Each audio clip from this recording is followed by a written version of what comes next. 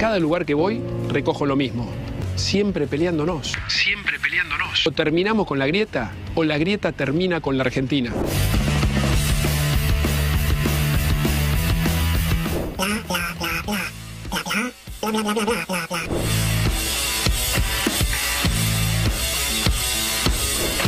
Uno es serio, trabaja en un medio serio como este tema, pero de verdad creo que es hora de convocar a una desobediencia fiscal por 2 meses, porque está todo privatizado. La seguridad está privatizada, la tienen que conseguir. Para todos los kirchneristas que se llenan la boca diciendo que nuestro gobierno fue el que endeudó, bueno, les quiero comunicar, por si no lo saben, que se endeudaron al doble que nosotros por año. Al doble. 40.000 millones de dólares.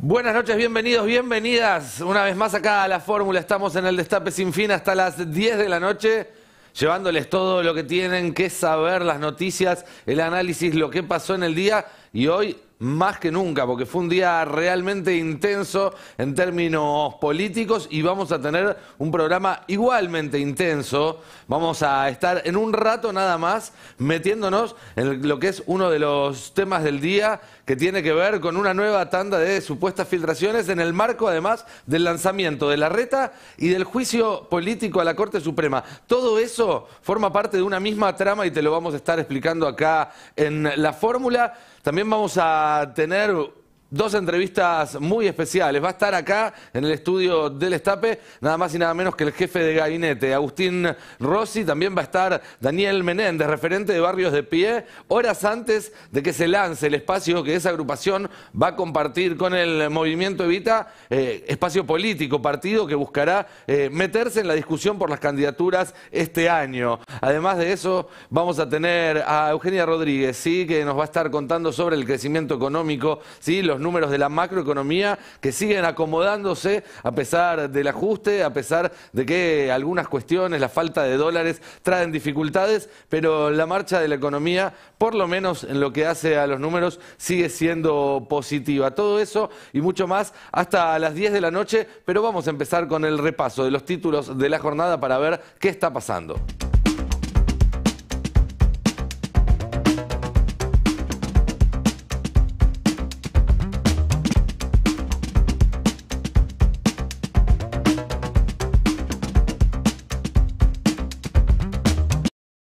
Y así como estuvo Alberto Fernández en la Antártida, los que parece que están en la Antártida ahora son Mauricio Macri y Horacio Rodríguez Larreta. Durante una década y media, socios casi inseparables políticamente hablando, y ahora una relación que se corta con cuchillo. Ayer lo comentábamos, estaba anunciado el lanzamiento oficial de la precandidatura presidencial del alcalde de la ciudad de Buenos Aires.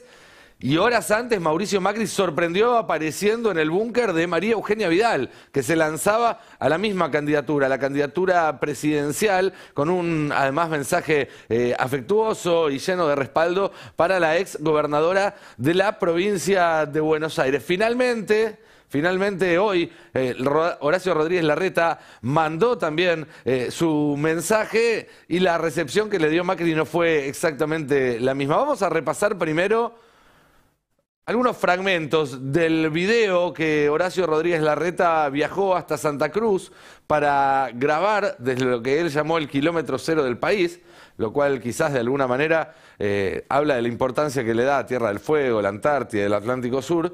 Y después de ver el video vamos a meternos de lleno en las implicancias, en el análisis de lo que significa este lanzamiento en el marco de la interna del PRO y de Juntos por el Cambio.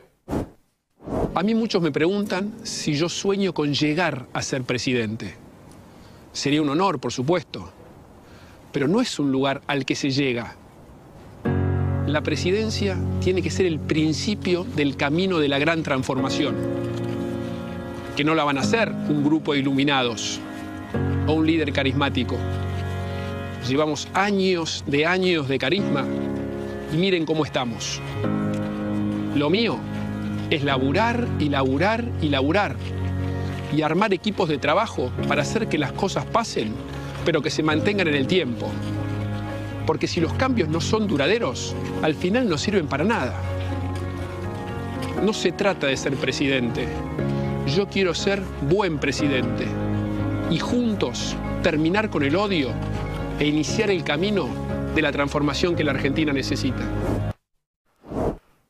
Bueno, por si cabe alguna duda de que el mensaje de Larreta le dirigía dardos a Mauricio Macri, hay que destacar, por ejemplo, cuando dice que él no quiere ser buen presidente, sino ser buen presidente, ¿sí? También cuando dice que quiere hacer cambios que sean duraderos, pero sobre todo me parece que es cuando dice que a él le gusta trabajar, trabajar y trabajar. Nadie se despegó tanto de Mauricio Macri como Larreta con esa palabra repetida 3 veces. Vamos a ver otro fragmento del video que hizo Rodríguez Larreta para lanzarse a presidente. En cada lugar que voy, recojo lo mismo. Ya cruzamos un límite. No queremos más seguir siendo lo que somos. No queremos más seguir viviendo con el agua al cuello. Siempre peleándonos entre nosotros. Los únicos que se benefician con la grieta son los que la abrieron, los que se aprovechan de ella. Los que la usen son unos estafadores. O terminamos con la grieta, o la grieta termina con la Argentina. Bien, es buenísimo, ¿no? Larreta acá se suma a la moda que comenzó Facundo Manes, que es pararse en uno de los dos lados de la grieta para decir que no quiere la grieta. Sería interesante preguntarle a Horacio Rodríguez Larreta entonces por qué habla de hacer un país con el 70% de los argentinos y dejar afuera a los kirchneristas, o sin ir más lejos preguntarle, bueno, por los vínculos cada vez más evidentes que está teniendo el jefe de gobierno porteño con la persecución, sí, que sufre el peronismo y que sufre sobre todo Cristina Fernández de Kirchner, vínculos que salen a la luz a cada paso que da este candidato que se disfraza de paloma, pero que evidentemente, más allá de su discurso, forma parte del mismo dispositivo de poder que yo diría fundó la grieta hace ya más de una década. La palabra grieta, para utilizar en la política argentina como concepto, no sé si se acuerdan quién la trajo. La trajo Jorge Lanata cuando empezó a trabajar en Canal 13.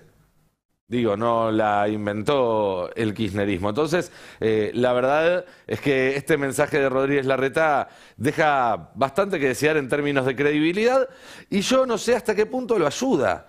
Porque si uno miraba las reacciones en las redes sociales, la mayoría de los usuarios, por lo menos los más activos, que pertenecen a Juntos por el Cambio, estaban rechazando este mensaje antigrieta, porque lo que pide el electorado de Juntos por el Cambio es evidentemente otra cosa. Habrá que ver qué sucede en los próximos meses con eso, pero repasemos también, veamos lo que fue el mensaje de Mauricio Macri, que llegó algunas horas más tarde a través de su cuenta de Instagram, y que yo diría de una frialdad importante, ¿sí?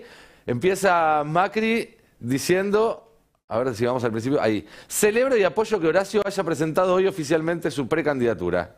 Yo creo profundamente en la competencia. Gracias, Mauricio, un amigo. Creo que de la tensión que produce la voluntad de ganar siempre salimos favorecidos. Esto aplica a la oportunidad de una candidatura, a la competencia deportiva, a la lucha de los productos por liderar el mercado, a la competencia por la innovación o al esfuerzo silencioso de un estudiante para tener las mejores notas y ganar una beca. Los dirigentes del PRO se presentan ahora dispuestos a competir de forma transparente para que sean los votantes quienes decidan quién será quien los represente. Como fundador del espacio me siento orgulloso de esta energía. Confiemos en la competencia y en los ciudadanos. Se ve que Mauricio no confía en Horacio, confía en la competencia. La verdad es que cuando uno hablaba hace un rato con gente del equipo de Horacio Rodríguez Larreta, estaban, y vaya paradoja, bastante calientes con el mensaje tan frío de Mauricio Macri. Después, en un rato con Franco vamos a estar ampliando el tema de la nueva filtración, pero también hay que meterlo en este contexto, porque realmente la coincidencia, el timing con el lanzamiento de Horacio Rodríguez Larreta, además de lo que sucedió en la Comisión de Juicio Político que vamos a ver en un rato, es realmente llamativo y ya son muy pocos los que no reconocen en privado que la responsabilidad de todo este operativo de espionaje recae probablemente en el político que más ha utilizado este tipo de estrategias en las últimas décadas en la Argentina, esto es el expresidente Mauricio Macri. Así que la relación entre Larreta y Macri está más fría que nunca. Habrá que ver qué sucede con la candidatura de Horacio, Rodríguez Larreta, con la de Patricia Bullrich, con la de María Eugenia Vidal, a ver qué hace el radicalismo, a ver qué hace Macri, que ahora se va de viaje a Europa, pero desde allí seguirá digitando todo. Pero en principio puedo decirles que las cosas en el interior del PRO no están nada, pero nada bien. Vamos a avanzar a la siguiente noticia de la jornada, porque ayer les comentábamos como una novedad de último momento que había una escisión, un quiebre en el interbloque oficialista de la Cámara de Senadores, en el interbloque del Frente de Todos. Es un grupo de 4 senadores que decide abandonar ese interbloque, se suma a la senadora por la provincia de Córdoba, Alejandra Vigo, para armar su propio espacio, pero con el correr de las horas se fue viendo que detrás de esa movida quizás había más de lo que se veía a simple vista, y algunas hilos que se fueron tejiendo permitían suponer lo que después confirmaron los propios protagonistas. No hay una ruptura en el Frente de Todos. Lo que hay es un alejamiento con críticas sobre todo a el presidente de la Nación y un posicionamiento, si se quiere, que tiene que ver mucho con las internas de cada uno de estos dirigentes en sus provincias. Los senadores nacionales son dirigentes de primer orden en cada provincia del país. Esto puede parecer una obviedad, pero esto es así, que juegan muy fuerte en sus internas, y hay algunas cuestiones que tienen que ver entonces con ese movimiento interno. Vamos a repasar algunas declaraciones que tuvieron esta mañana los protagonistas de esta noticia, que justamente asistieron al Senado para la sesión preparatoria. Pero antes, un mensaje que llegó por la tarde por parte del gobernador de Entre Ríos, Gustavo Bordet, que ratifica su pertenencia al Frente de Todos. Esto es porque se había especulado mucho con que podía abandonar la coalición oficialista para sumarse al armado que está haciendo Juan Schiaretti, el cordobés.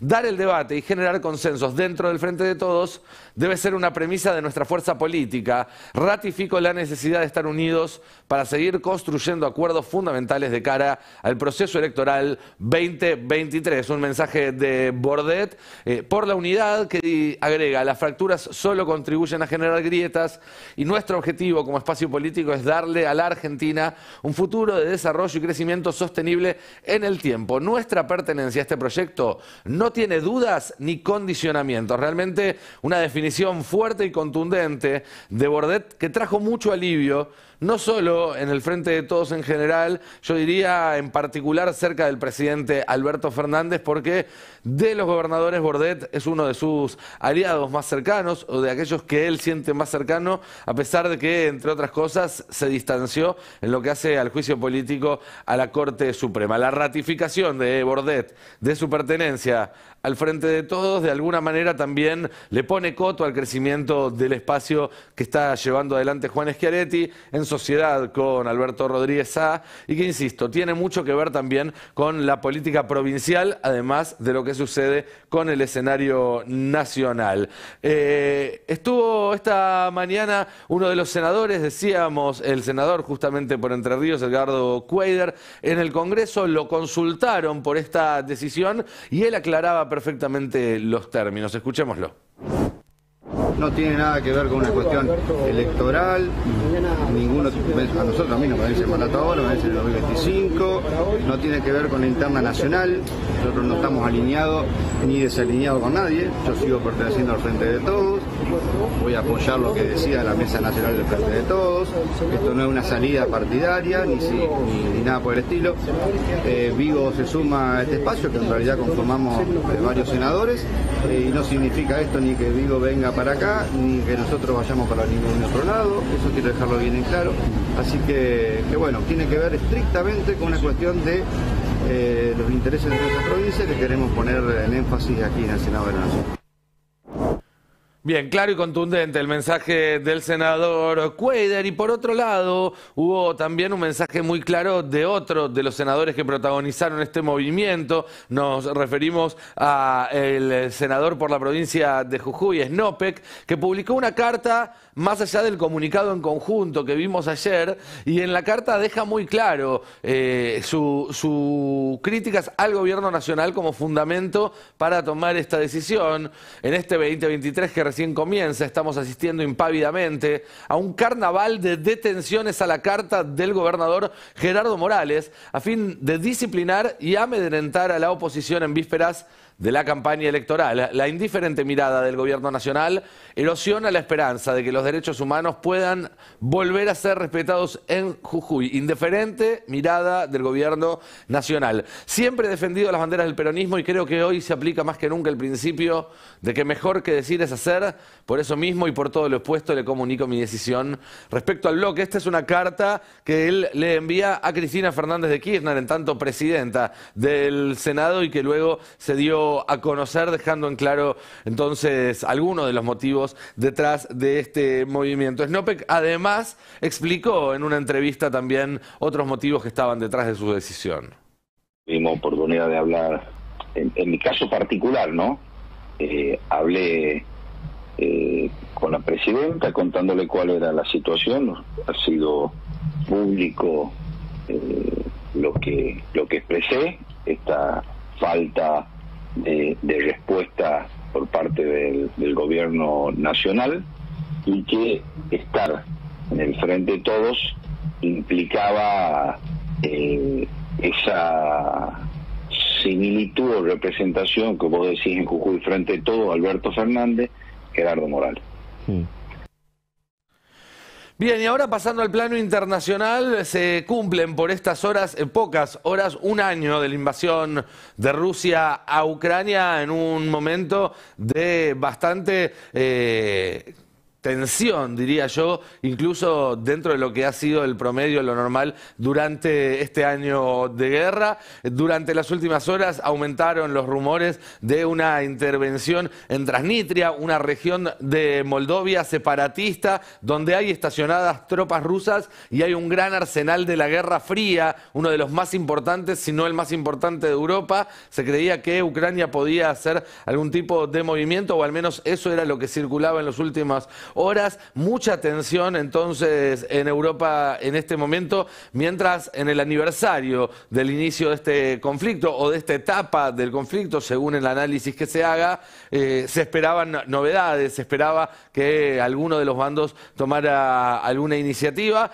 en el marco además, como decimos, ¿no?, de una escalada en la retórica entre Rusia y Estados Unidos, con Estados Unidos además denunciando la participación de China en apoyo de Rusia. No es nada bueno lo que queda detrás del primer año de guerra, y lamentablemente hay pocas chances, o parece bastante difícil la posibilidad de que esto vaya a resolverse en el corto plazo. Seguiremos obviamente analizando este tema más tarde y en los próximos días, porque es un tema que a nosotros también nos afecta directamente, lo que pueda pasar en los próximos meses en la guerra europea. Pero dicho esto, y ya habiendo repasado rápidamente algunas de las noticias principales de la situación nacional e internacional, y porque tenemos un programa tan intenso como la jornada política que tuvimos hoy, metámonos ya mismo y sin perder más tiempo en esta sección que llamamos La Burrada del Día.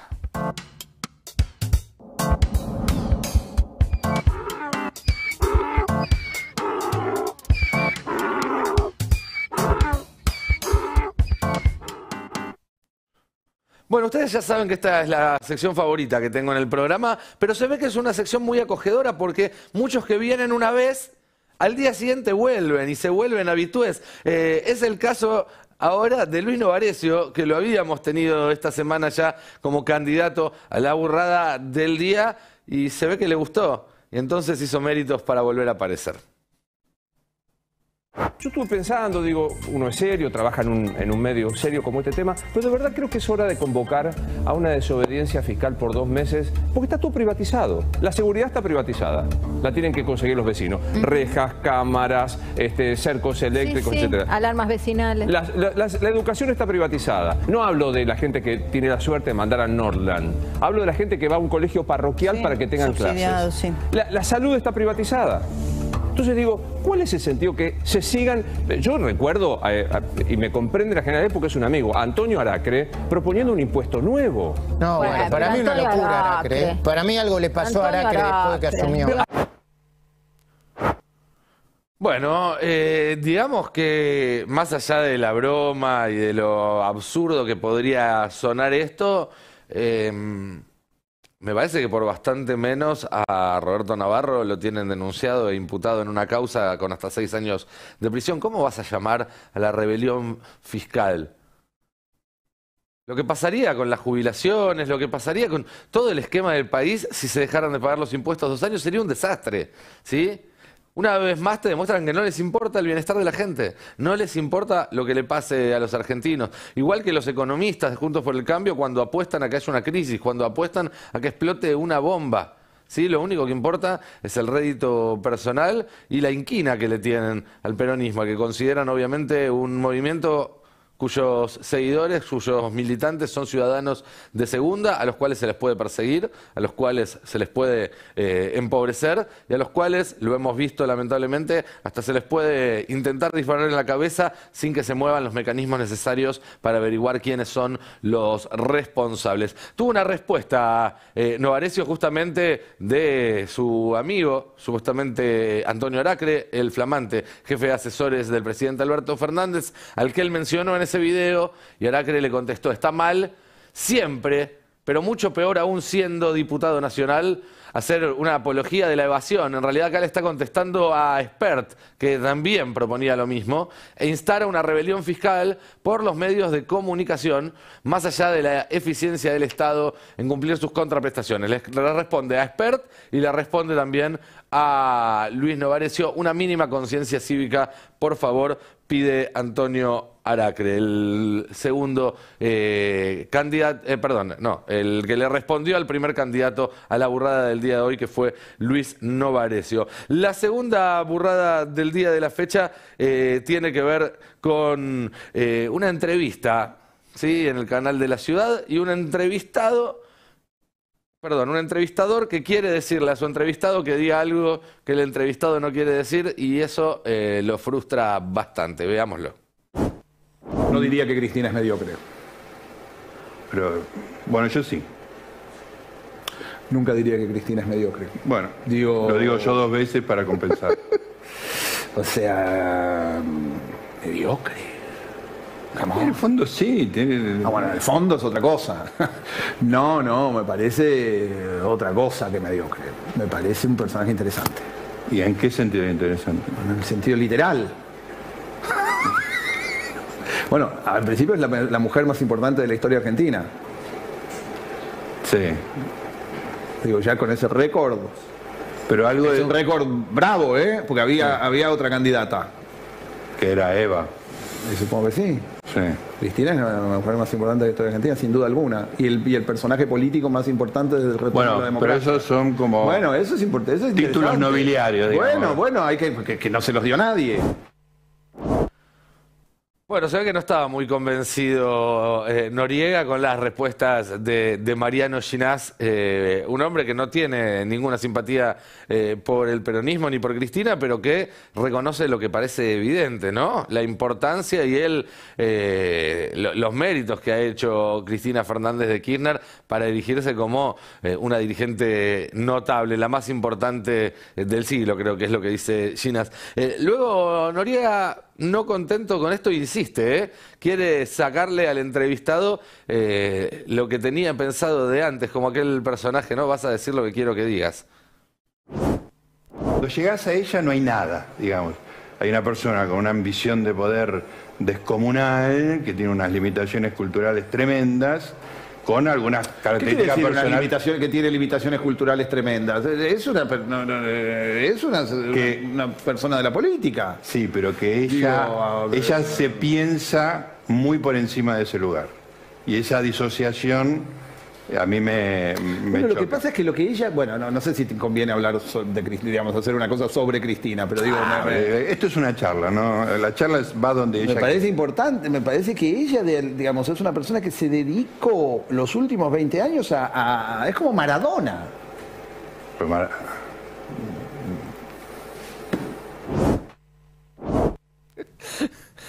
No llega a decir ni siquiera Maradona. Buscando la verdad adecuada.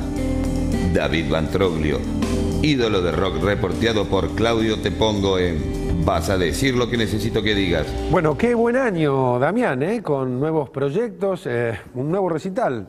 Sí, contento de volver con mi público. Bueno, ahí entonces Bueno, creo que va a ser mi candidata favorita. Ustedes pueden votar entrando al chat de YouTube. Nos queda una burrada más para compartir con ustedes. En este caso le damos la bienvenida a esta sección a la flamante precandidata presidencial de Juntos por el Cambio, María Eugenia Vidal.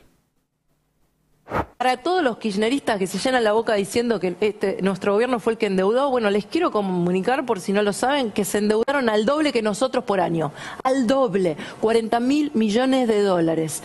Eso tiene costo para los jubilados, para los asalariados, para los que van al supermercado. No es gratis.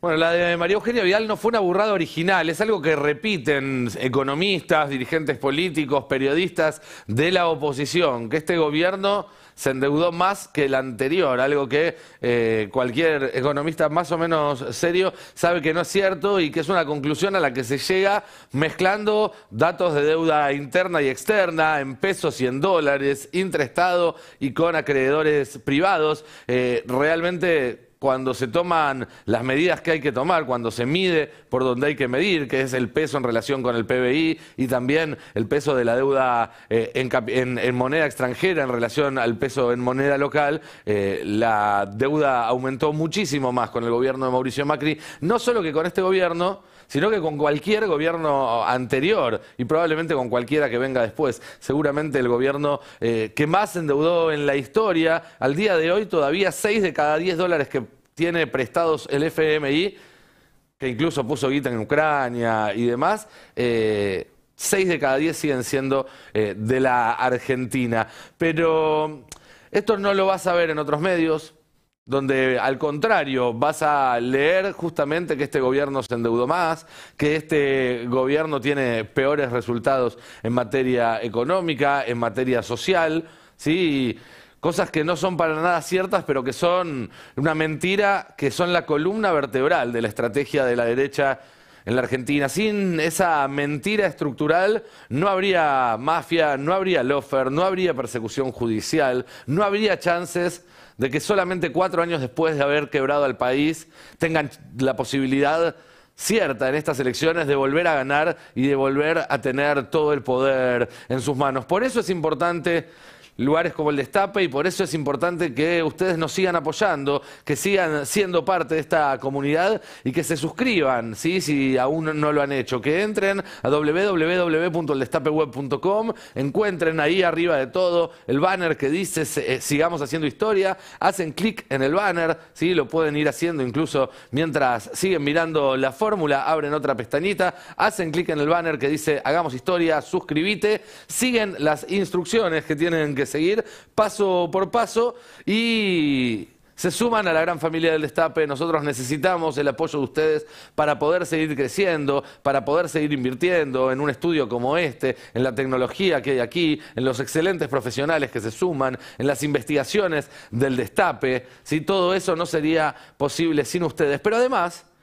Pero además, como sabemos que son tiempos difíciles, sabemos que el mango no alcanza, entonces trabajamos para que la suscripción además te rinda, te ayude y termines muchas veces hasta ahorrando, gracias a los beneficios, más dinero que el que pusiste cada mes para suscribirte. Tenemos, por ejemplo, descuentos en asistencia al viajero de Asiscard, ahora que, bueno, pasaron las vacaciones, pero se viene algún fin de semana largo, alguna escapada.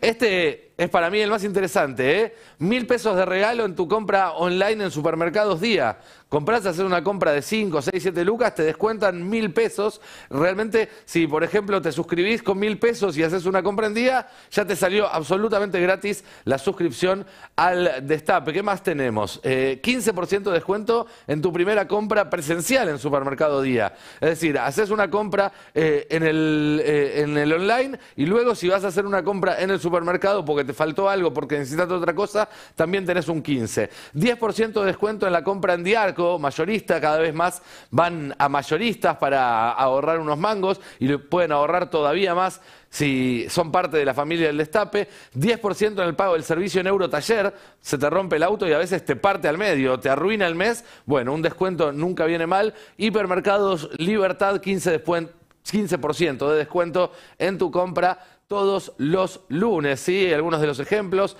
15% de descuento en tu compra en Alot. Por ejemplo, Alot es un lugar donde podés hacer compras de librería, especial ahora para la vuelta al cole. Tenemos una serie de descuentos especiales para la vuelta al cole. En Exo, por si hay que comprar electrónicos, una computadora para los chicos, 5% de descuento acumulable con otras promociones. Grisino para la ropa, 15% de descuento en la compra. Lenovo, otro para comprar computadoras para los chicos. Samsonite para las mochilas y otro tipo de elementos para transportar las cuestiones. Simones, ¿sí? Hacen también eso que son como riñoneras para los chicos. Bueno, compras para tu día a día, compras especiales también para este momento tan particular que es el regreso a clases, y todos esos beneficios solamente por ser suscriptor del Destape. Y si además sos suscriptor y participás en la feria, ofreciendo tu trabajo, ofreciendo tu servicio, también podés promocionar tus anuncios, destacándolos en la web de la feria, poniéndoles contenido multimedia, un video, un audio, lectura del anuncio incluso en los programas del Destape Radio. Todo eso lo encontrás si te metés ahí en la página para suscriptores del Destape Web. Una vez que hiciste tu suscripción y sos parte de esta comunidad, vas a encontrar todas estas novedades y todas estas soluciones, además de que vas a apoyar para que podamos seguir haciendo el periodismo que ustedes ya saben que hacemos. Suscríbete ahora mientras aprovechás esta tanda de un minutito que vamos a tener. Te metés en el destapeweb.com, haces clic en el banner, te suscribís y seguimos haciendo historia juntos.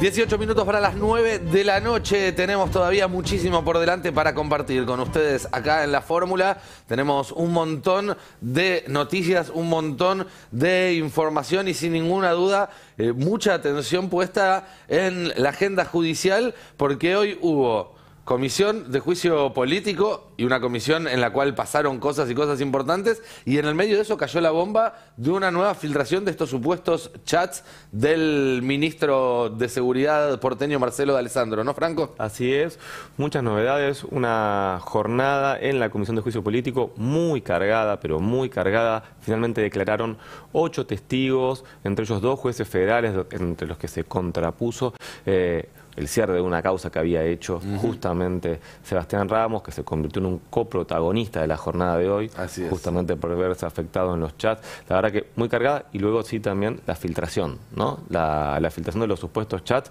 que, bueno, volvieron a sacudir al mundo político. Sí, mensaje mafioso también, ¿no? Porque terminó de declarar Ramos y cayó justamente la filtración del chat que lo involucra a él directamente en un tema en el cual acaba de negar absolutamente su participación. Claro, Ramos fue el primero, fue el que abrió la jornada del día de hoy, y al cierre le habían preguntado si tenía algún vínculo sistemático con alguno de los involucrados, con D'Alessandro, con Robles. Él dijo que no, fue tajante, contundente, terminó de declarar, y al ratito se conoció un chat en el que se lo ve dialogando en principio con D'Alessandro de una manera muy, pero muy amigable. Hasta parece que el ministro porteño le ofrece un auto. Digo, la verdad, en un ratito les cuento los detalles. Tenía una concesionaria el ministro, parece, si se comprueba lo que aparece en esos chats. Tenemos a Eugenia Rodríguez, que nos va a estar acompañando hoy con todos los temas económicos, y vamos a estar hablando un poco de crecimiento, ¿no es cierto? Así es, Nico. Bueno, hoy se conoció el dato de actividad económica, un dato importante porque nos habla de cómo cerró el 2022 y también qué podemos esperar para el 2023.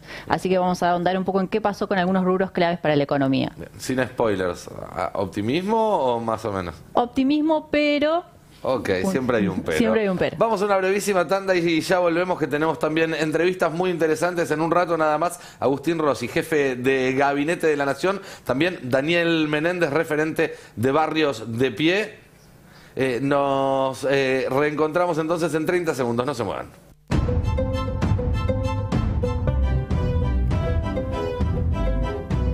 Y nos metemos de lleno ya en la primera entrevista de esta noche y en este caso la fórmula la tiene Daniel Menéndez, sociólogo de la Universidad de Buenos Aires, subsecretario de Políticas de Integración y Formación en el Ministerio de Desarrollo Social y coordinador nacional de Barrios de Pie. Daniel, muy buenas noches, gracias por venir. ¿Cómo estás? Hola, ¿cómo andás, Nicolás? Un gusto. Bueno, quería empezar a hablar porque tengo entendido que mañana tienen un acto importante, el lanzamiento de un nuevo espacio junto con el movimiento Evita, para incidir desde las organizaciones sociales en toda la discusión del armado político y electoral que se está empezando a dar este año. Contanos un poco de qué se trata este nuevo lanzamiento y cuáles son los objetivos que se pusieron para este 2023.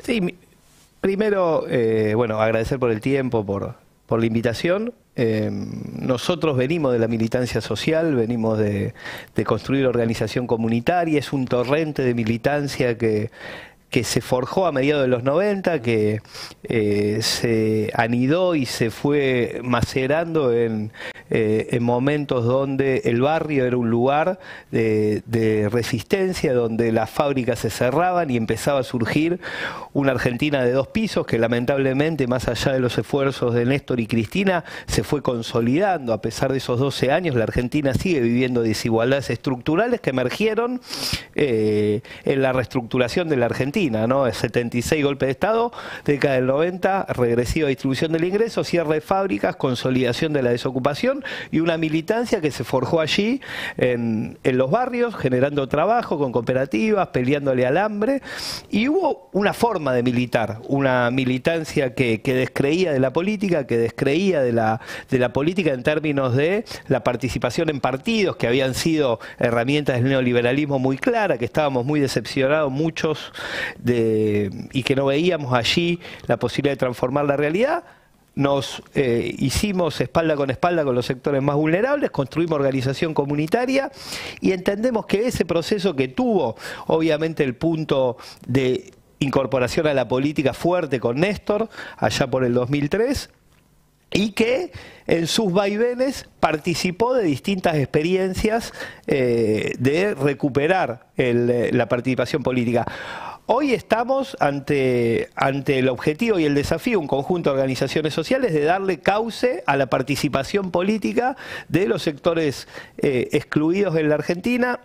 Entendemos que hay 2 objetivos, uno de corto plazo, fortalecer el Frente de Todos, objetivos que tienen que ver con ampliar la representación política y la renovación a partir de darle un cauce dentro del Frente de Todos a esta militancia, y un objetivo de mediano plazo que tiene que ver con construir un proyecto de país, ¿no? Nosotros creemos que estos 4 años han sido años de parches a problemas estructurales que tiene la Argentina, y queremos dar esos debates de cambios estructurales. Hay cambios en la Argentina que tienen que ver con el mundo del trabajo, con la economía popular y con el desarrollo de una nueva agenda. Hay cambios que tienen que ver con el rol del Estado, un Estado que sea ordenador y disciplinador de los poderes fácticos, un Estado que pueda discutir los recursos naturales, la Argentina que se viene, como discuten las élites y una buena parte de la dirigencia política liberal, entiende que tenemos un horizonte de crecimiento y es así, el litio, el petróleo, el gas.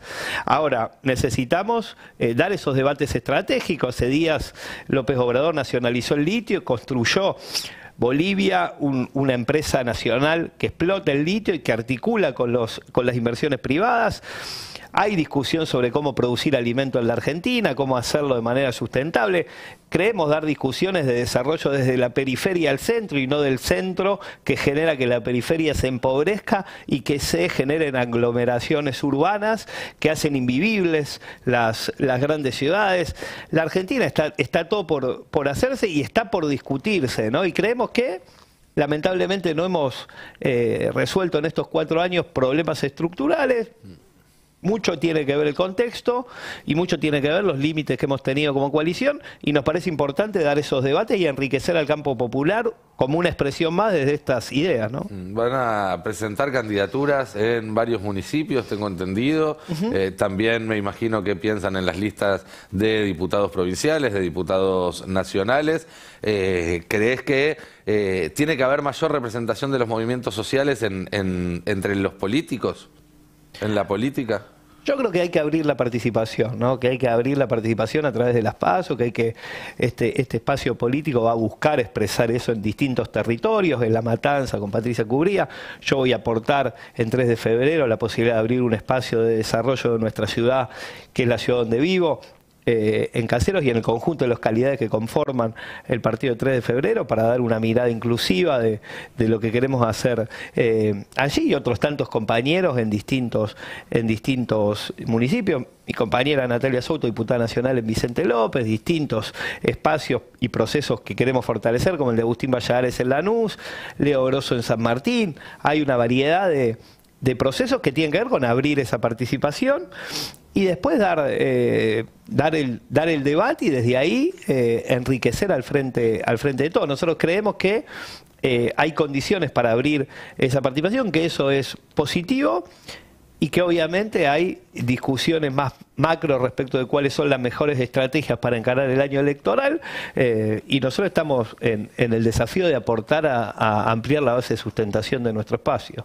Y en cuanto a esos debates macro, que también me imagino que van a querer participar, de hecho tuvieron en el Chino Navarro un representante en la reunión del jueves pasado de la mesa política del Frente de Todos. Entiendo que existe la idea de incorporar también a los movimientos sociales, a otras mesas que van a ir surgiendo.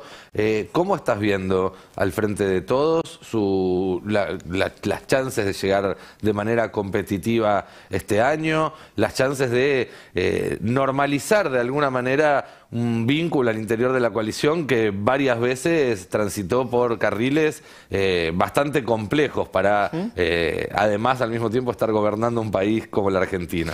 Sí, yo creo que más allá de obviamente, de la necesidad de tener una armonía interna en términos de expresar diferencias y procesos de manera razonable, digamos, creo que no es el problema principal. Yo no veo en las reuniones de políticos y de las dirigencias el problema principal de nuestro espacio. El problema principal de nuestro espacio es que el salario le gana la inflación. Parece que si el salario no le gana la inflación, los políticos se pueden juntar y se pueden poner de acuerdo y la gente va a ir por otro lado. Entonces, sin menospreciar, ¿no?, la necesidad de pensar. Yo no soy político profesional, no me muevo por focus o por estrategias electorales, desconozco. Hay muchos que están más conocedores de la rosca y ver cómo se ponen de acuerdo y cómo la situación se puede sintetizar de la mejor forma. Pero sí lo que uno ve es que los compañeros, o la mayoría de la gente, llega al 15 y estás ahorcado, y pagás el alquiler y te quiere matar, y empiezan las clases y es un gasto que se va por los aires. Y bueno, y en ese marco no hay forma de expresarnos ante la sociedad para que nos podamos revalidar. Entonces, yo creo que estamos al límite en términos de tiempo, pero creo que hay condiciones. O sea, más allá de la autoexigencia de Sergio Massa con poner el 3 por delante de la inflación, si hay un proceso de estabilización, hay un valor ahí, más allá de que el número no sea el 3, en términos de las perspectivas que existen, pero sí necesitamos que, si el número no es el 3 y está estable, necesitamos que el ingreso sea mayor a ese proceso inflacionario que se va dando mes a mes, y que vayamos construyendo de cara a agosto un proceso donde la curva se revierta, y a partir de ahí sí, el ordenamiento político tiene sentido. Si no hay poder adquisitivo de salario mejorado y no hay una perspectiva y un horizonte, la política puede estar de lo más armónico, pero la verdad que es muy difícil, ¿no? Mencionaba justo a Massa y existe cierto consenso de que si logra ese objetivo, si estabiliza la economía, logra que mejore la capacidad adquisitiva de los argentinos en los próximos meses, sería una especie de candidato natural del Frente de Todos. ¿Es aceptado un candidato como Sergio Massa por las bases, por los movimientos sociales, por la gente que vive en los barrios quizás más alejados, no alejados en el sentido geográfico, pero sí necesitados, donde se sufre más la escasez? Yo creo que va a surgir, en todo caso, de justamente esta síntesis política de nuestro espacio. obviamente tiene un valor si logra ese objetivo económico. No solo Sergio, el conjunto de los dirigentes, obviamente va a haber otra valoración de nuestro presidente, otra valoración de distintos dirigentes y dirigentas. Yo creo que va a haber otra valoración del frente. En tanto, otra valoración del frente, yo creo después cómo se acomoden los melones es un tema que para mí es menor. Así como te digo que hoy acomodar los melones si no hay proceso económico no tiene sentido, si hay proceso económico, la forma en que se acomodan los melones para mí también es secundaria, en tanto nos pueda poner de manera competitiva. Yo obviamente tengo miradas disímiles en algunos aspectos en lo que puede expresar Sergio, pero me parece que es un valor enorme en el espacio. Y que cualquiera de los compañeros y compañeras está a la altura de poder expresarnos, ¿no? Ya estamos en marcos de coaliciones de gobierno, es el punto más alto de unidad del campo popular, el Frente de Todos, en un escenario donde en la historia argentina también el punto de consolidación de las ideas de derecha puede ser uno de los puntos más altos en términos de la cantidad de tiempo que se continúa una alianza vertebrada y un proyecto de país. Entonces, en ese sentido, me parece que el valor de una coalición popular, con obviamente sectores de distintas expresiones del mundo económico, me parece que es importante, y bueno, y ahí estará el desafío, ¿no? Y la figura de Cristina se está debatiendo, incluso a mi gusto más de lo necesario, semánticamente, si proscripción sí, proscripción no paso por ahí, pero también el vínculo con los movimientos sociales de ella tuvo idas y vueltas. Sí. ¿Cómo la caracterizás hoy dentro del Frente de Todos y dentro de este armado que tiene que llevar una candidatura o lo que sea competitivo en octubre? Bueno, Cristina es la líder popular más importante, por lo menos de la segunda etapa del siglo XX en la Argentina, del inicio de este siglo. Ha hecho un enorme aporte al movimiento popular. Me parece que queda un valor en una tradición política, así como ha habido una tradición política en la militancia social y popular en la Argentina, de la resistencia al neoliberalismo y de la organización de la mano de los sectores excluidos en la Argentina. Hay una militancia expresada en el kirchnerismo, en un conjunto de ideas. Me parece que es necesario el diálogo entre esas tradiciones. Obviamente hay una tradición que tiene una distinta perspectiva y que tiene puntos absolutamente emparentados. Me parece que aportó obviamente muchísimo a que se le cierre la puerta a la experiencia neoliberal allá por el 19 con la conformación de Frente de Todos, y creo que tendrá un rol clave. Se verá obviamente cuál es su lugar, cuál es su incidencia. Yo creo que está claro, con proceso económico, con mejora y con perspectiva de mejora en la performance electoral, Cristina va a seguir siendo central en nuestro armado político, ¿no? Sin duda. ¿Te gustaría estudiar en una boleta? Sin duda, yo creo que sería un aporte significativo. Estando en una boleta mucho más, no estando sigue siendo la principal dirigente. Sin duda hay una búsqueda de persecución, sin duda, de búsqueda de amenazar permanentemente con la carta de la proscripción.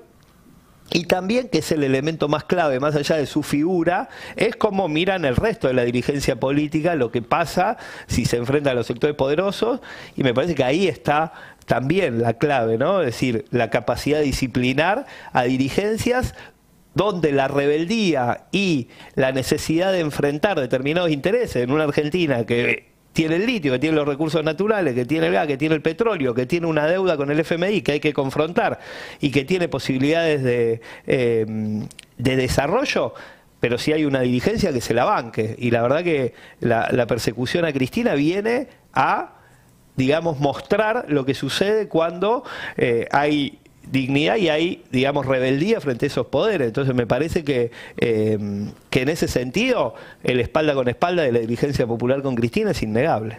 Buenísimo, Daniel, muchísimas gracias por visitarnos y por esta charla. Un gustazo.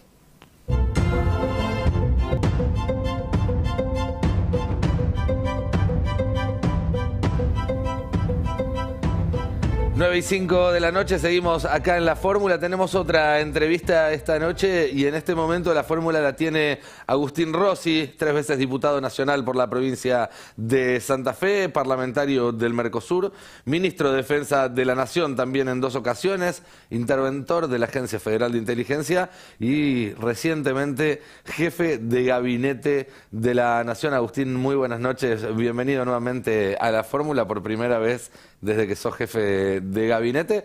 Déjame empezar preguntándote cómo fue esta primera semana, con qué te encontraste y cuál es la labor que te encomendó el presidente.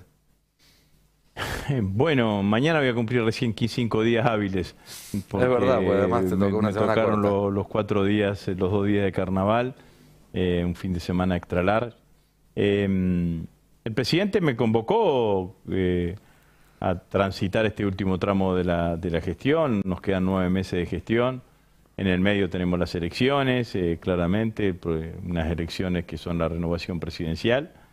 Cuando uno llega a un lugar como este, en el caso mío, llega con todo un bagaje, ¿no? Años de militancia política, años de participar de los distintos debates políticos que hubo en la nación, con un conocimiento bastante preciso del sistema político argentino, mucho más acabado con los actores que integran nuestro espacio político, con experiencia parlamentaria, 10 años fui presidente del bloque en la Cámara de Diputados, con experiencia de gestión, entre los 2 momentos que fui ministro de Defensa, más de 4 años de ministro de Defensa, interventor de la AFI, así que, bueno, sin ninguna duda que vengo con todo eso a aportar a una gestión que está funcionando, ¿no? Porque no es que uno llegue en un momento fundacional, sino que llega a tratar de aportar y que las cosas salgan de la mejor manera posible. Para mí eso es que las cosas sirvan para la gente,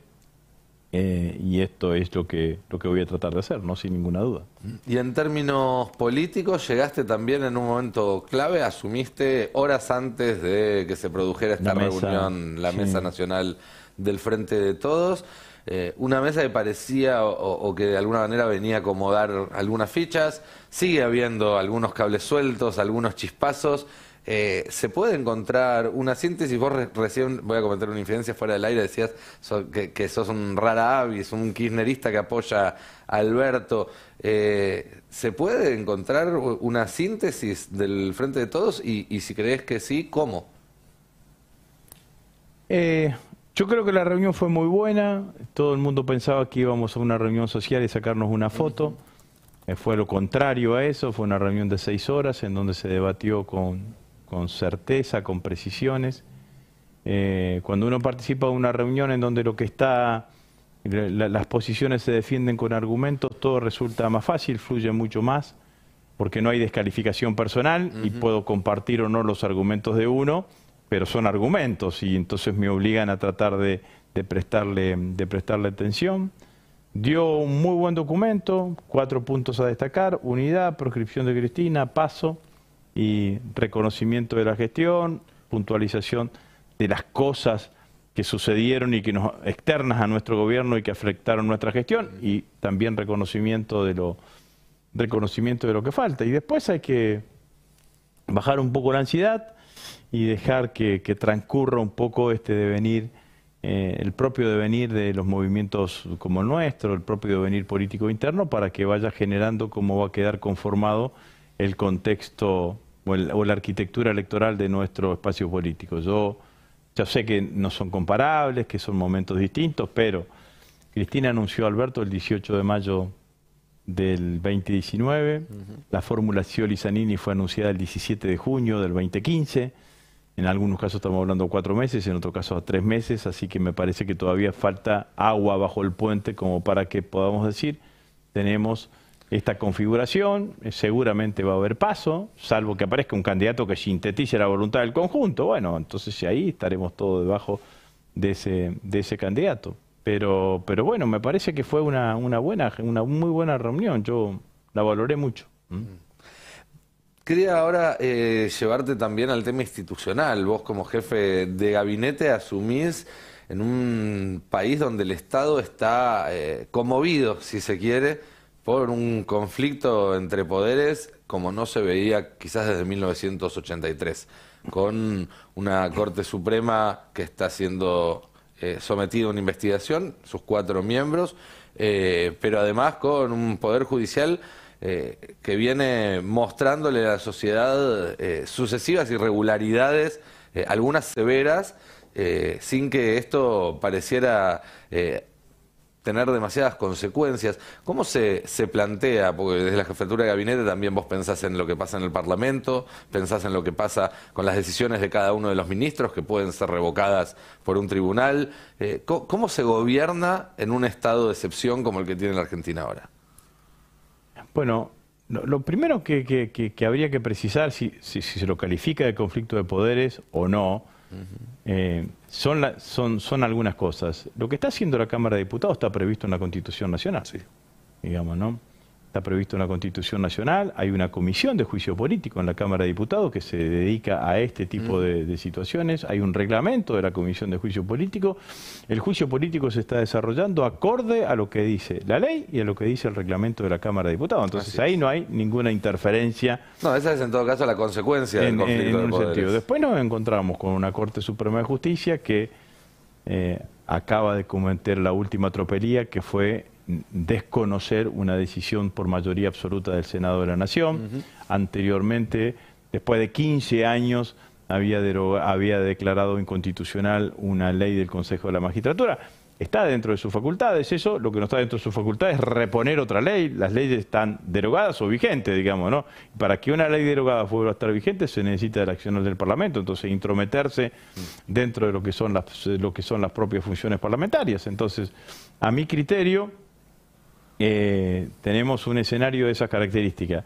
Está claro que el Poder Judicial está funcionando mal, está claro que está copado por un partido judicial. El partido judicial copado digo en su funcionamiento, no en la integralidad de los miembros del Poder Judicial. El partido judicial son hombres y mujeres, jueces y fiscales que forman parte de un sistema que se dedica a actuar con discrecionalidad. En general protegen a los otros y nos condenan a nosotros y protegen determinados intereses económicos, financieros en la Argentina. En eso están involucrados los 4 miembros de la Corte Suprema de Justicia y yo creo que lo que va a pasar en la medida que se vaya llevando adelante el proceso de juicio político es que se van a saber una cantidad de cosas, como por ejemplo un juez que le tomó el pelo a toda la Cámara de Diputados. Fue y dijo, yo no tengo nada que ver con D'Alessandro, no tengo ningún contacto con D'Alessandro, y después resulta que aparece un chat en donde D'Alessandro le da autos, se felicitan, se dicen nos vemos en el club, nos encontramos, vamos a cenar, no sé. Entonces, la realidad es que esto en cualquier otra etapa de la vida política e institucional de la Argentina hubiese significado un escándalo, ¿no?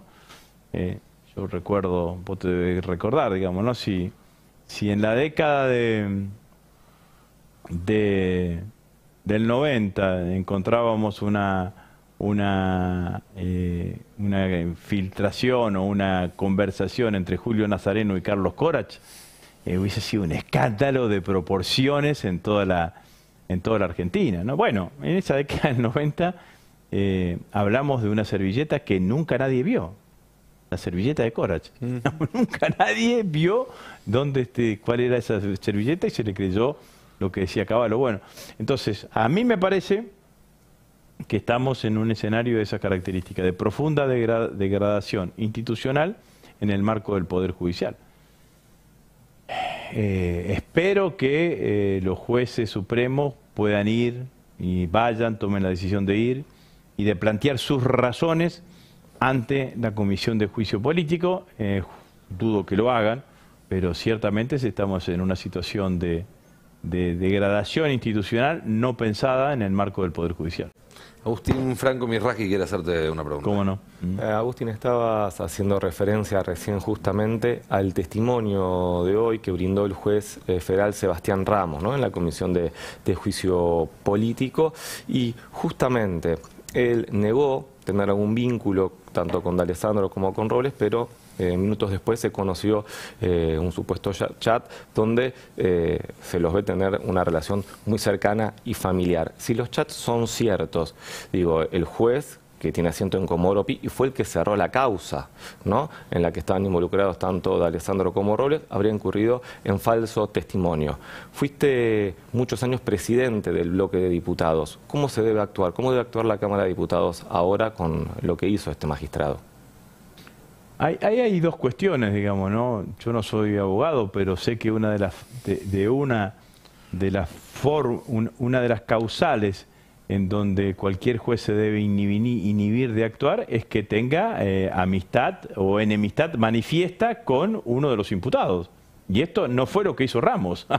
Está claro que tiene una relación de amistad manifiesta con D'Alessandro, y lo que hizo fue cerrar la causa que lo vinculaba a D'Alessandro con Robles.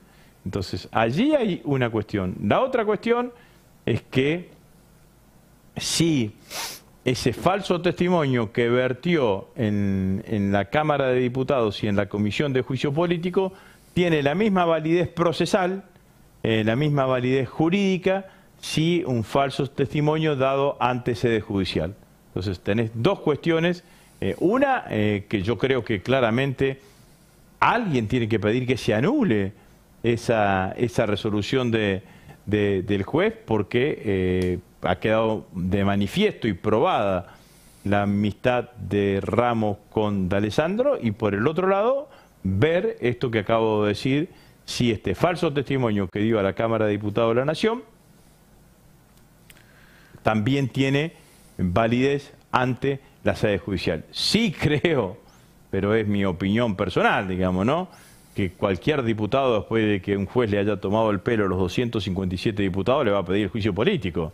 Digamos, porque fuiste a la Cámara de Diputados y en forma manifiesta pediste, mentiste y le mentiste adelante de todos los diputados que estaban integrando la comisión y por consiguiente a los 257 diputados que integran el cuerpo. Inaudito. Yo digo, estamos en un momento complejo de la sociedad, pero inaudito. Inaudito que... Nunca lo vi, estamos viendo cosas que nunca vimos, o que por ahí existían pero no nos enterábamos, pero que nunca vimos claramente. Y Agustín, teniendo también en cuenta tu experiencia al frente de la AFI como interventor, ¿se puede vivir en democracia cuando parte de la cuestión termina resolviéndose con bandas que se tiran resultados de escuchas ilegales unas a otras, publican, digo, ¿es compatible con una democracia este accionar claramente político? Que todo este affair, por decirle alguna cosa, algún nombre, genera un daño desde el punto de vista institucional. La forma de obtener, de obtención de los chats, en principio aparece claramente ilegal. Después después lo que pasa es que lo que sucede posteriormente a la aparición de los chats o anteriormente le dan verosimilitud. Digo, diálogo de D'Alessandro con Robles. Robles le dice a D'Alessandro, decide al bloque de senadores que no dé quórum, porque si da quórum y pierde la votación para la designación de los miembros del Consejo de la Magistratura, después pierden legitimación procesal para ir a la justicia. El bloque de senadores hace eso. El bloque de senadores de Cambiemos hace eso. D'Alessandro diciéndole, Robles diciéndole a D'Alessandro, el fallo Robles anunciándole que la Corte Suprema de Justicia iba a fallar a favor del gobierno de la Ciudad Autónoma de Buenos Aires en la cuestión de los recursos de la coparticipación. La Corte falla a favor del gobierno de Cava. Encontramos los chats sobre el lago Escondido. Entonces, antes ya existía una denuncia sobre el lago Escondido. Después de la denuncia del lago Escondido aparece una foto. Entonces termina dándole verosimilitud, se lleva adelante un juicio, en el juicio intentan tapar tapar de la cuestión, termina volviendo o yendo, como siempre hacen los macristas, a Comodoro Pi. No hay una defensa de nadie, porque la verdad que si los chats no son ciertos, se resuelve de una manera muy simple. Señor juez, acá tiene mi teléfono. Entonces, ¿crees que todo lo que aparece en estos chats es cierto, o por lo menos es sustancialmente cierto? Para mí es verosímil por hechos anteriores y posteriores, y porque los mismos protagonistas no salieron a desmentir, salvo de Alessandro. Ninguno de los protagonistas salió a desmentir, a decir esto no es así. Y por lo tanto debería ser investigado.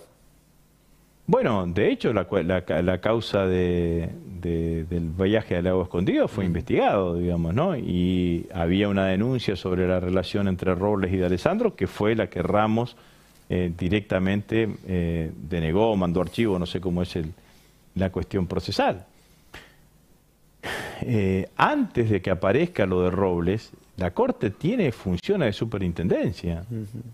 No amonestó, no le dijo, no dijo, no sacó una resolución, no dijo, muchacho, esto dice de viaje en aviones privados, aceptando dádivas, con periodistas, ni siquiera, no lo hagan más, muchachos, ni un tirón de orejas. Entonces estamos en un escenario de mucha complejidad, de mucha debilidad institucional por parte del Poder Judicial, y eso no es bueno. El Poder Judicial teóricamente debería ser el poder que más tranquilidad le transmite, más seguridad le transmite al conjunto de la sociedad. Dispone de tu libertad, dispone de tus bienes, de una cantidad de... Analiza y juzga tus conductas. En cualquier encuesta aparece como uno de los poderes más desprestigiados de la Argentina. ¿Y qué herramientas se tiene contra eso? Bueno, el juicio político es uno de ellos. Es un juicio político que hay que prestarle mucha atención, porque primero dijeron, ¿para qué van a hacer el juicio político si total no tienen los 2/3 de los votos? Pero en realidad lo que está generando el juicio político es que mucha gente, una parte de la sociedad, a veces la sociedad mira de lejos este tipo de cuestiones, empiece a tener expectativas sobre lo que está pasando y lo que se están revelando en cada una de las audiencias. Entonces, bueno, sería buenísimo que alguno de los 4 supremos o los 4 supremos vayan a la Corte y expliquen qué es lo que han hecho o por qué han tomado determinadas decisiones. Yo digo, vos podés tomarte 15 años para declarar inconstitucional una ley. 15 años, no es responsabilidad de estos 4, digamos, ¿no? Pero bueno, 15 años. Te tomás 15 años para declarar inconstitucional una ley y le das 3 meses o 4 meses al Congreso después que vos te tomaste 15 años para que sancione una nueva ley. Como se le cumplen los meses al Congreso, entonces lo que haces es reponés una ley arbitrariamente porque no estás en condiciones, porque como dije, las leyes tienen 2 estados, o están vigentes o están derogadas, no están más o menos vigentes o más o menos más o menos derogadas o en suspenso. Y justamente la ley que reponés lo que hace es instituirte a vos, presidente de la Corte, como presidente del Consejo de la Magistratura. ¿Para qué hiciste todo esto? Para tener un Consejo de la Magistratura que hace 5, 6 meses, 7 meses que está perenado.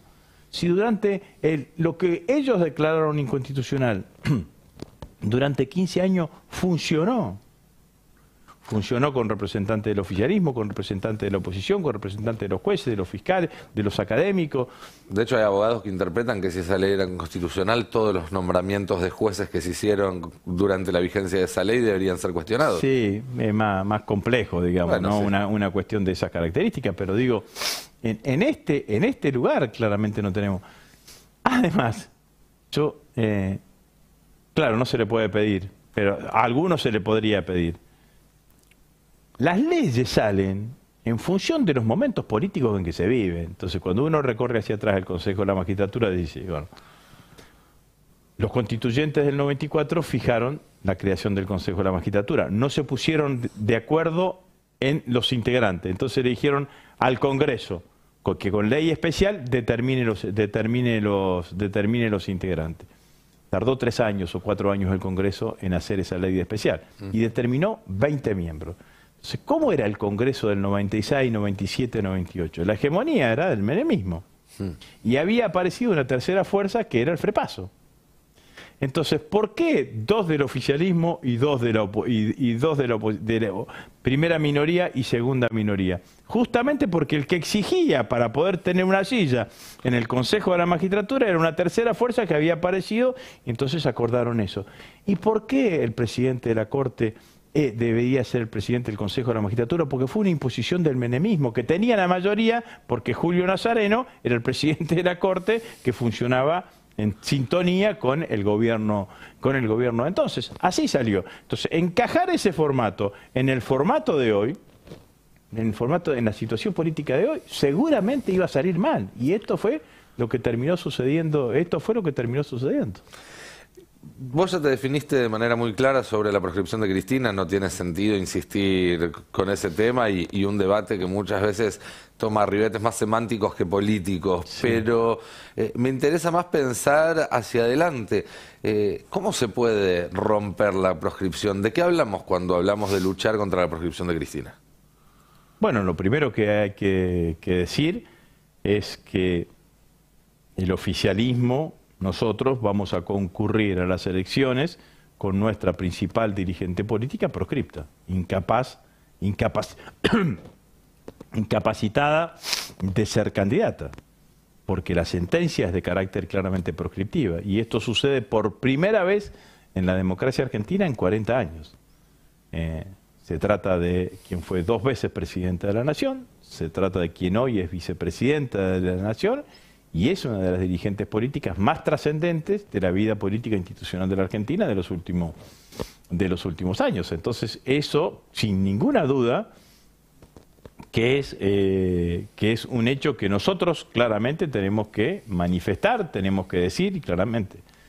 Después, lo demás, más allá de la cuestión semántica, si quieren no decir Cristina está proscripta, los invito a decir que la sentencia tiene consecuencias proscriptivas, porque la sentencia en primera instancia si se vuelve proscriptiva cuando termine convirtiéndose en sentencia definitiva.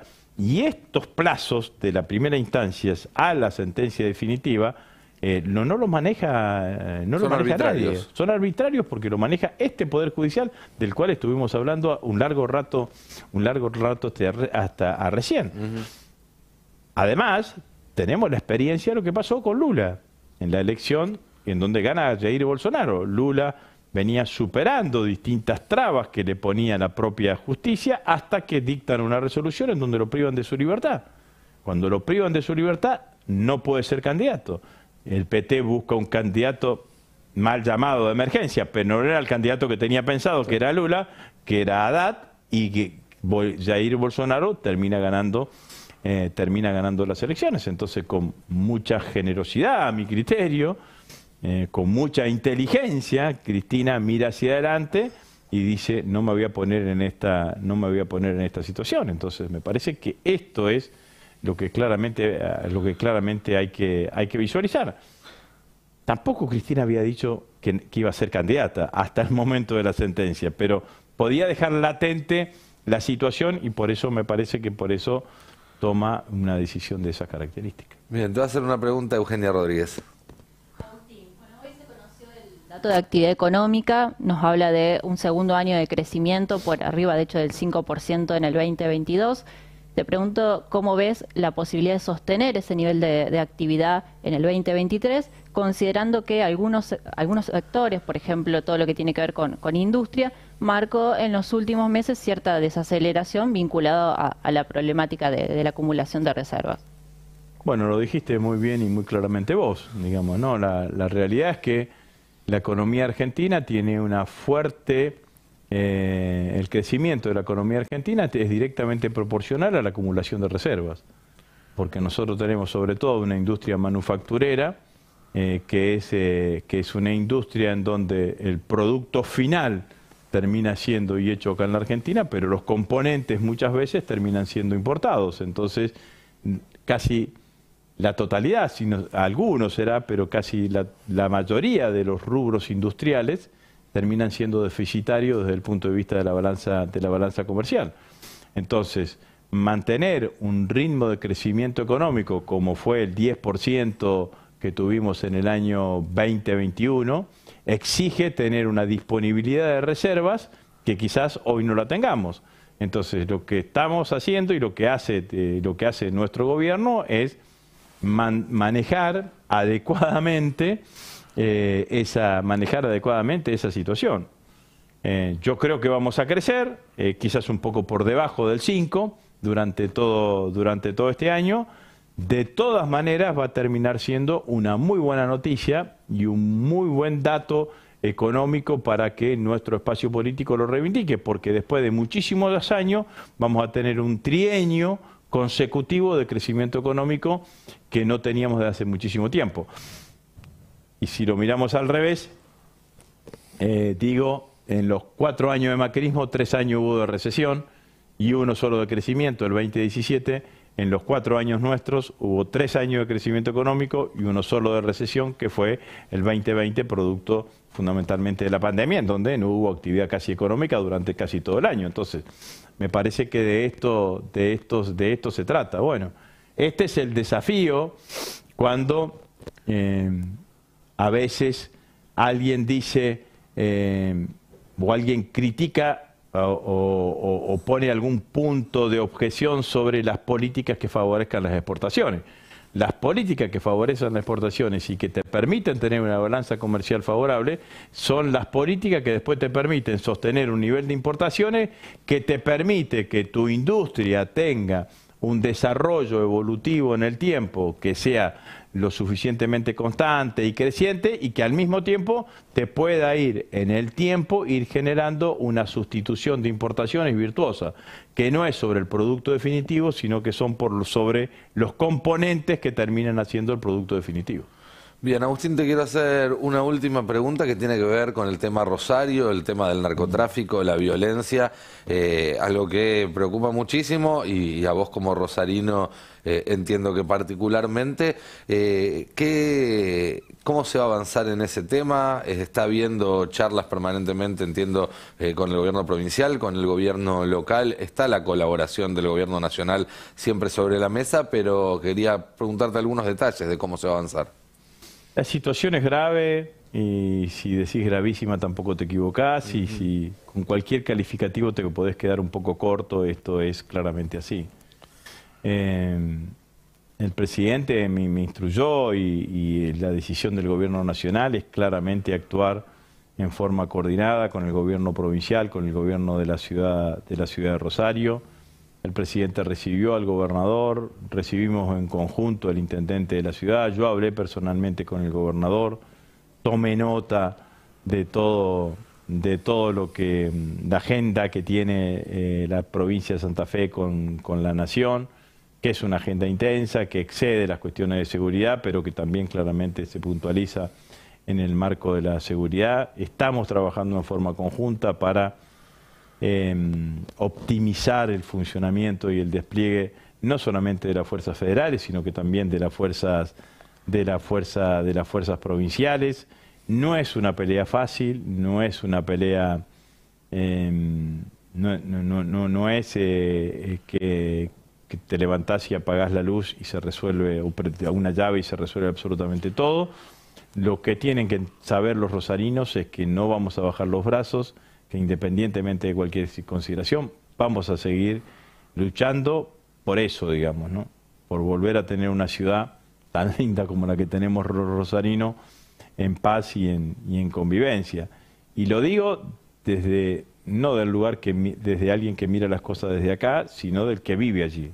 Porque yo hace 20 años que todos los fines de semana me vuelvo a la ciudad de Rosario, que mi esposa trabaja y en la ciudad de Rosario, que mis hijos estudian y trabajan en la ciudad de Rosario, que mis amigos viven en Rosario, gran parte de ellos, que los hijos de mis amigos, o sea que no es una cuestión que me pasa, que la analizo, la vivo, vivo la sensación, la misma sensación que tienen la mayoría de los rosarinos, es la que tengo yo, y por eso el compromiso de poner todos los esfuerzos necesarios para que esta situación empiece a mejorar en la ciudad de Rosario.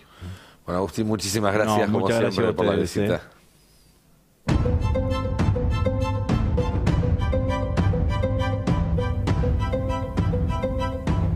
21 minutos para las 10 de la noche, seguimos acá en la fórmula, seguimos en el destape.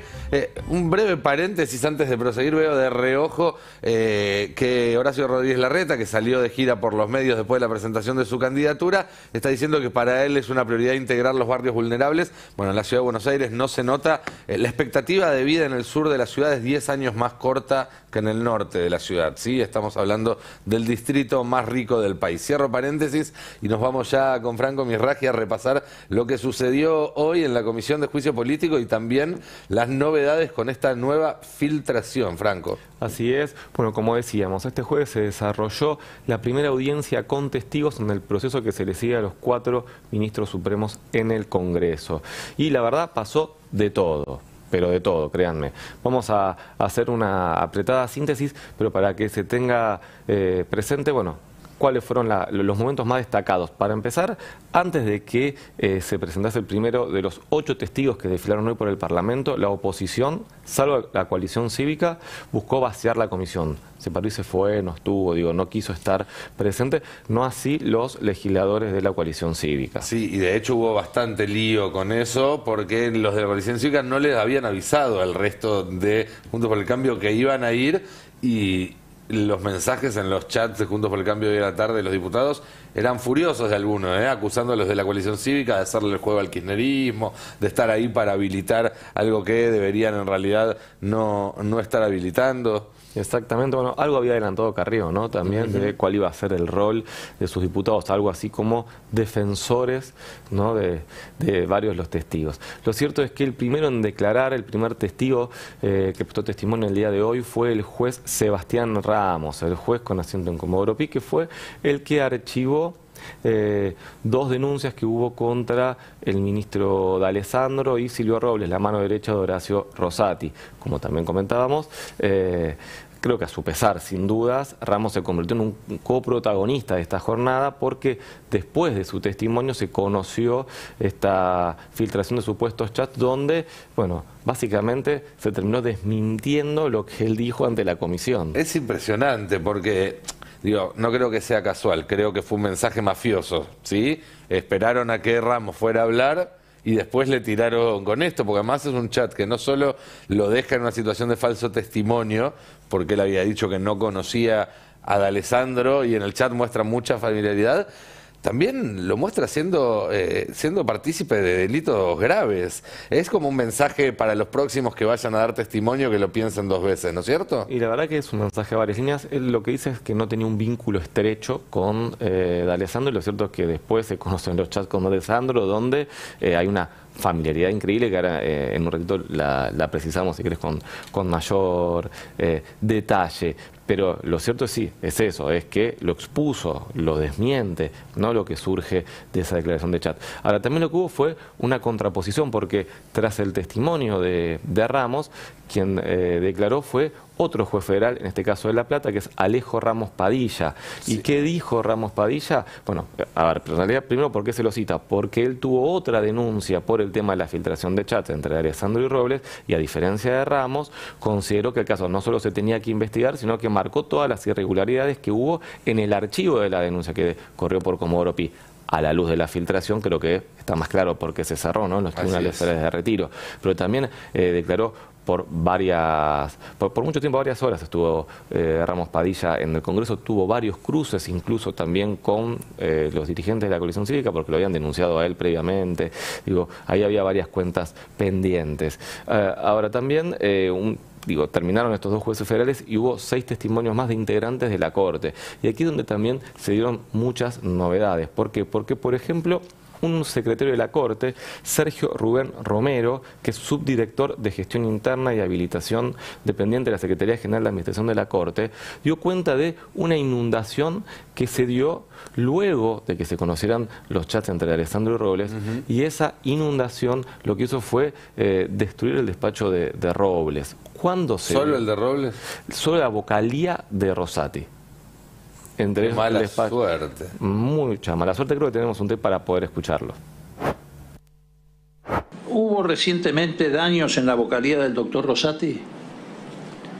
Sí, en el mes de enero hubo una inundación que no fue en la vocalía del doctor Rosati, sino que fue en un piso superior, una inundación, y que llegó el agua hasta planta baja, no solamente al cuarto piso donde está el despacho del doctor Rosati. ¿Esa inundación afectó el despacho del señor Robles? Esa inundación afectó el despacho del señor Robles, sí. ¿En qué fecha fue? No recuerdo exactamente, fue durante el mes de enero, yo estaba de licencia, alrededor del... ¿Con posterioridad a conocerse los chats? Sí, con posterioridad. Por el tono de las preguntas y sobre todo por las respuestas, se ha producido una sorpresiva anomalía respecto a el despacho del señor Robles y particularmente de sus computadoras, con posterioridad al conocimiento de los chats. Lo que le he preguntado además al testigo es si ese despacho sigue clausurado. Insisto en esa pregunta, ¿sigue clausurado? Sí, sigue inutilizado, está en obra. Es la única vocalía que sufrió la inundación, la vocalía, yo no hablo de otras dependencias. La única vocalía. Es la única vocalía que sufrió esa repentina inundación. Llamativo, ¿no? Una sorpresa incluso en un país en el que estamos acostumbrados a las sorpresas. Absolutamente, y de hecho después Moró lo que dijo es, nosotros tenemos muchas sospechas para pensar que acá pasó algo. Por ahora vamos a dejar que avance el proceso, que se siga acumulando prueba, pero, y después sacaremos conclusiones, pero llama mucho la atención lo que pasó, porque además sucedió un fin de semana de enero, cuando el que estaba de feria a cargo de la corte, según dijo el testigo, eran Rosati y Rosenkrantz, justo, ¿no? Ahora también siguieron pasando cosas, porque declararon otros dos testigos de la corte, y se produjo con una contradicción entre ellos. En este caso eran dos integrantes de la vocalía de Rosati. Ahora esta contradicción derivó en que también el diputado Moró pida que se realice un careo entre ambos más adelante. Y es lo que se va a hacer.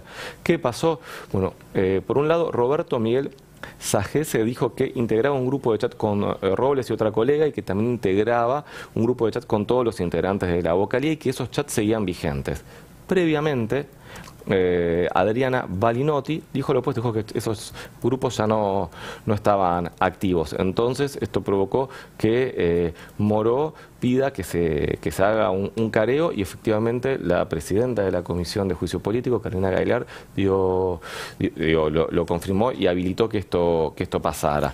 Así que bueno, después continuaron declarando otros testigos, que son Cristian Abrita, Silenio Rómulo Cárdenas Ponce Ruiz y Alejandro Daniel Rodríguez. Estos fueron todos los testigos que prestaron hoy declaración en la Comisión de Juicio Político. Bien. También se habló del cronograma de lo que va a seguir, y entre los testigos que se van a citar apareció ahora Carlos Stornelli. Esto es a partir del testimonio que dio Ramos. Es decir, van a citar a Stornelli a testificar, ahí vemos la placa, a sentarse, bueno, no en el banquillo porque no va a estar acusado, no, va a estar como testigo, lo cual también es delicado porque va a tener que responder por varias cuestiones que pueden ser irregulares. Sí, de hecho el disparador de la situación de Stornelli es lo que dijo Ramos, que básicamente sostuvo que el archivo de la causa que hubo, de la denuncia que hubo contra Robles y de Alessandro, se debió al dictamen del fiscal, y buscó con eso poder acomodarse a ese cierre escandaloso que hizo con respecto a esa denuncia. Ahora, también hubo un cambio de cronograma porque el jueves 2 de marzo finalmente lo que habrá es una reunión de asesores para ordenar toda la información que se recabó, y la próxima sesión con testigos pasó al 7 de marzo, y no habrá más de 4 o 5 testimoniales. Nosotros habíamos dado una serie de nombres, eso se modificó porque no quieren que se repita lo de hoy, donde hubo 8 testimonios y 8 horas se estiró demasiado. Muchísimo. Bien, hablemos ahora un poco de esta nueva filtración, estos nuevos supuestos chats que, como bien decía recién el jefe de gabinete Agustín Rossi, son sumamente verosímiles, porque además las otras filtraciones que hubo supuestamente de la misma fuente terminaron comprobándose. Estuvo teledirigido de alguna manera. Yo creo que por un lado a Horacio Rodríguez Larreta, que acababa de lanzarse como candidato, y por otro lado a Ramos, ¿sí?, que fue como testigo a declarar ante la Comisión de Juicio Político y apareció inmediatamente después de que terminó de declarar esta filtración que lo deja muy expuesto. Totalmente, pareció como a varias bandas, ¿no? Muy milimétrico, porque la verdad que afectó, tal como vos decís, a esas dos terminales. Básicamente, Ramos había dicho en la comisión que él no tenía un vínculo estrecho con Robles y con D'Alessandro, y en esta filtración de supuestos chats se mostró todo lo contrario. Aparecieron 56 intercambios en esta nueva filtración entre D'Alessandro y Ramos, y de hecho, digo, lejos de la formalidad, el juez lo trata al ministro porteño ahora de licencia como Tano, corriendo a juntarse a comer, hasta parece que el ministro de Seguridad le consigue un auto. Eso te iba a decir, tiene una concesionaria, porque no es al único al que le anda ofreciendo autos en estas, según estas filtraciones, si se llegan a comprobar. Totalmente, porque además de los diálogos o supuestos diálogos con Ramos, también aparece chat con Juan Bautista Máiquez, actual fiscal general porteño, pero que en su momento era representante del Ejecutivo en el Consejo de la Magistratura, tenía un cargo en el Ministerio de Justicia, y a él también le termina consiguiendo un vehículo, según surge de esta filtración. Y al igual que en el chat de los bemules, hablan de cómo hacer para que esa maniobra parezca legal. Totalmente, exactamente. Es impresionante. Y hasta aparece una documentación, ¿no?, que con lo que se busca es justamente eso, darle cierta legitimidad a algo que a todas luces parece ilegal. Y hay de todo. La verdad que es bastante preocupante lo que surge, porque también la filtración involucra y hay contactos de D'Alessandro con el juez Julián Ercolini. Digo, recién mencioné a Juan Bautista Máiquez. Ercolini, Máiquez y D'Alessandro fueron los que viajaron al Lago Escondido, y están los tres imputados en una causa que tramitaron en Bariloche y que se terminó pasando a Comodoro Pi por un expediente que estaba radicado, ¿sabes dónde? En el juzgado de Ramos.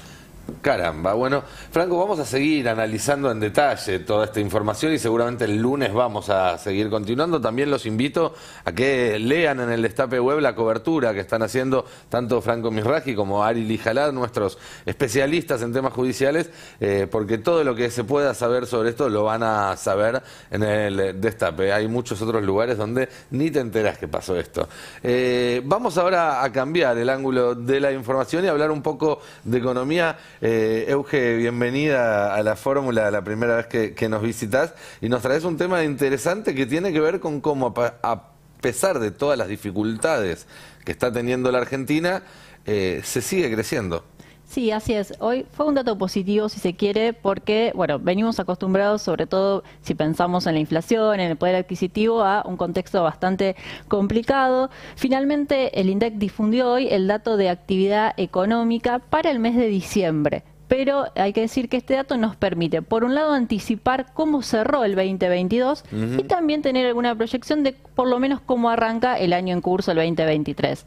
¿Qué pasó entonces? Ahí los vemos en placa. ¿Qué pasó en el 2022? Bueno, en diciembre puntualmente hubo una contracción, una caída de la actividad económica. La actividad económica cayó 1,2 si lo comparamos con el 2021, en lo que se llama el interanual. Hubo una caída de entre un año y otro. Y a su vez, mensualmente también cayó un 1% entre diciembre y noviembre. ¿Qué significa esto? Bueno, se confirma de alguna manera la tendencia a la desaceleración de la actividad económica de la última etapa del 2022. Tuvimos desde septiembre, octubre, noviembre y diciembre meses de caída, por lo menos a nivel mensual, que marcan un nivel que sigue siendo alto, pero que por lo menos enciende algunas alertas, sobre todo en rubros clave que tienen que ver con lo que mueve la actividad económica, que es la industria, la construcción. Dicho lo que pasó en el mes de diciembre, ¿qué podemos anticipar entonces para el 2022? Bueno, para el 2023. En realidad para el 2022. ¿Por qué digo para el 2022? Porque todavía el número oficial del 2022 no está. Bien, bien, bien. Es decir, tenemos una proyección que tiene que ver con lo que pasó en el 2022, pero de acuerdo a la estimación de CEPA, el segundo año no el segundo año de gestión, porque en realidad está el 2020, a veces lo olvidamos por la pandemia y por lo que significó en la contracción, pero de post-pandemia, lo que llamamos la recuperación económica, tenemos un segundo año de crecimiento, porque se estima justamente que el 2022 cerró con una tasa de actividad económica del 5,2. Tuvimos arriba del 10% en 2021 y entonces el 2022 la estimación nos indica que cerró en un 5,2. más o menos en un mes aproximadamente se difunde oficialmente el número del INDEC. Por eso decimos un anticipo, porque algún ajuste puede, digamos, dar un poquito más o menos de acuerdo a la medición oficial que termina de hacer el INDEC. 5,2 es un buen número. Yo me acuerdo que incluso todavía a mediados de año pasado, mayo, junio, había economistas que decían que Argentina iba a terminar el año en recesión, que iba a terminar el año decreciendo. Crecer 5 puntos no es poco. Es un muy buen número, es un número favorable. De hecho, también las proyecciones del propio gobierno al inicio de año daban cerca del 4, es decir, es un número que por lo menos confirma algo que se observó sobre todo en la actividad industrial. De hecho, hoy también salió el número de la UIA, de la Cámara Industrial, vinculado a cómo cerró el año la industria, arriba del 6% en el acumulado, es decir, confirma algo que veíamos y anticipa también un 2023, ahora sí, ya pensando en este año, que va a continuar sobre todo con un nivel de actividad alto, que arranca con un piso de actividad bastante alto, pero, y acá un poco lo que hablábamos cuando arrancábamos el programa, si miramos qué pasa con algunos rubros, como por ejemplo industria, construcción, hay una caída mensual, es decir, entre un mes y otro, en la segunda etapa, en el segundo semestre del 2022, hubo una contracción mensual, y eso nos plantea por lo menos un interrogante respecto de qué va a pasar, por ejemplo, con el sostenimiento del nivel de importaciones. Hablábamos, ¿no?, también con el jefe de gabinete de Rossi respecto de, bueno, el desafío justamente de dar respuesta a todo lo que tiene que ver con la demanda de importación para sostener ese nivel de producción, para sostener el nivel de crecimiento del empleo, que de hecho también se encuentra, digamos, con más de 20 meses consecutivos de generación hoy de empleo privado registrado.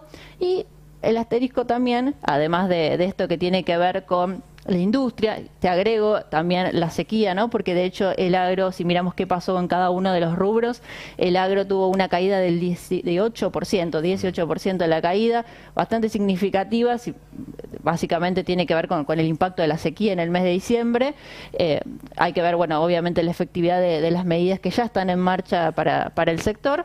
Entonces decía un asterisco que tiene que ver con rescatamos este crecimiento en el sentido de que es un número totalmente favorable, pero bueno, aparece algo que nos preocupa y que tiene que ver con el bolsillo de la mayoría de la población, que son los ingresos y el poder de compra y cómo ese crecimiento se distribuye, que siempre es la principal preocupación. Para ponerlo en términos de Cristina, el crecimiento se lo quedaron 4 o 5 vivos. Exacto, quedó en pocas manos y bueno, ¿cómo lo vemos? Con la rentabilidad empresarial, que no cayó, que se sostuvo, y de hecho, si miramos un poco cómo se distribuyó la torta después de la recuperación post-pandemia, bueno, la mayor parte viene quedando en manos de las empresas. ¿Y a nivel regional qué está pasando? A nivel regional se conocieron los datos que hace la CEPAL, la Comisión Económica para América Latina y el Caribe, un informe que nos da cuenta un poco del panorama en los países de la región. La CEPAL establece para Argentina un crecimiento del 4,9% en el 2022, es decir, algo por debajo de esto que estamos estimando a partir de los datos oficiales de INDEC, que es el 5,2%, pero bueno, muy similar, ¿no? 4,9%, y de esta manera Argentina se ubicaría en el cuarto país en Latinoamérica con mayor crecimiento. También, digamos, es un dato favorable porque además está por arriba del promedio. El promedio de los países de la región tuvo un crecimiento de su actividad del 3,7 del año pasado. Argentina 4,9. Por lo tanto, también es un dato favorable. Si vemos esto, ¿qué pasó? ¿Qué políticas se implementaron en la pospandemia para incentivar justamente esa recuperación? Muchísimas gracias, Euge. Muchísimas gracias también a todos ustedes que nos acompañaron hoy y que nos acompañan cada noche aquí en La Fórmula. Vamos llegando al final de este programa y de esta semana. Saben que los viernes queda lugar para otras alternativas acá en El Destape. Nosotros vamos a reencontrarnos el lunes con toda la información que se vaya juntando durante el fin de semana y con cómo arranque la semana que viene, una semana que seguramente seguirá siendo muy intensa en términos políticos, en términos económicos y en términos judiciales. Agradecerles como siempre a todo el equipo que hizo hizo este programa, que es mucho más grande que lo que ven ustedes en cámara y que lo que escuchan a través de la radio. Agradecerle a Eugenia Rodríguez, que vino a acompañarnos hoy y a explicarnos economía. Euge, muchísimas gracias. Un placer, muchas gracias a ustedes. Franco, muchísimas gracias como siempre a vos también. Nosotros nos reencontramos entonces el lunes. Quédense acá en el Destape, que tiene una excelente programación para ofrecerles todas las noches con humor después de las 10 de la noche. Que tengan un muy buen fin de semana también y nos vamos como cada día con la burrada ganadora. La votaron ustedes en el chat y esta es la que eligieron. Buscando por la vida andaba yo, la fórmula que nunca se inventó, y ahora que dejé ya de buscar, miramos donde te vengo a encontrar.